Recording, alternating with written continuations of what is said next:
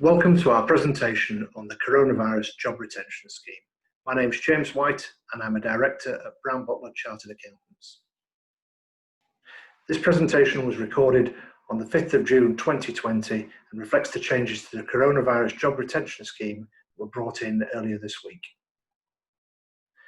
Announced in March, just before the stringent stay-at-home measures limited the circumstances in which any of us were able to leave our home, the Coronavirus Job Retention Scheme has been seen as the flagship government measure to limit the economic fallout from the coronavirus crisis.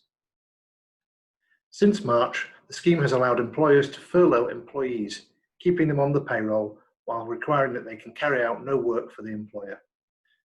Employers have been able to claim a grant worth up to 80% of their usual wages, capped at £2,500 a month, plus employer national insurance contributions and automatic enrolment pension contributions. However, the Chancellor, Rishi Sunak, has now announced a series of changes to the scheme, which will begin to take effect in the coming weeks. What is changing and when? The Chancellor has announced several important changes to the way the scheme operates, which will affect which employees can be furloughed and the work they can undertake whilst furloughed.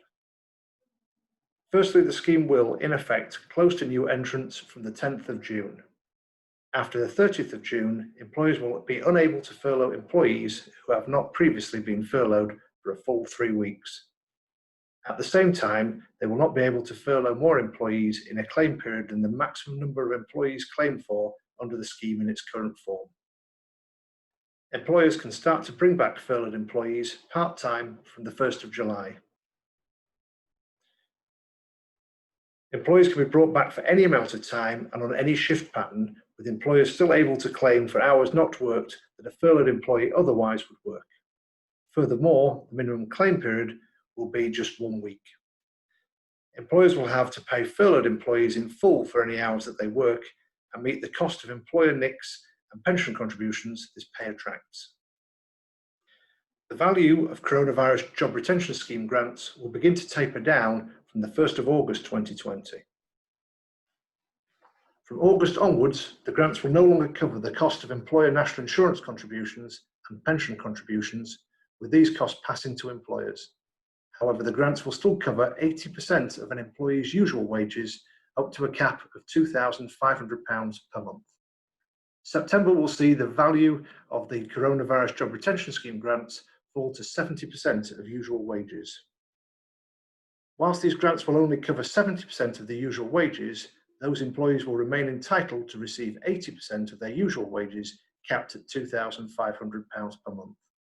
This means that employers will need to make up the difference by contributing 10% of an employee's usual salary. Coronavirus Job Retention Scheme grants will fall to 60% of usual wages in October.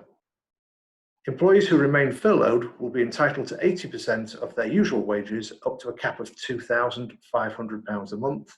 This means employers will need to contribute 20% of a furloughed employee's usual salary. The scheme will close at the end of October.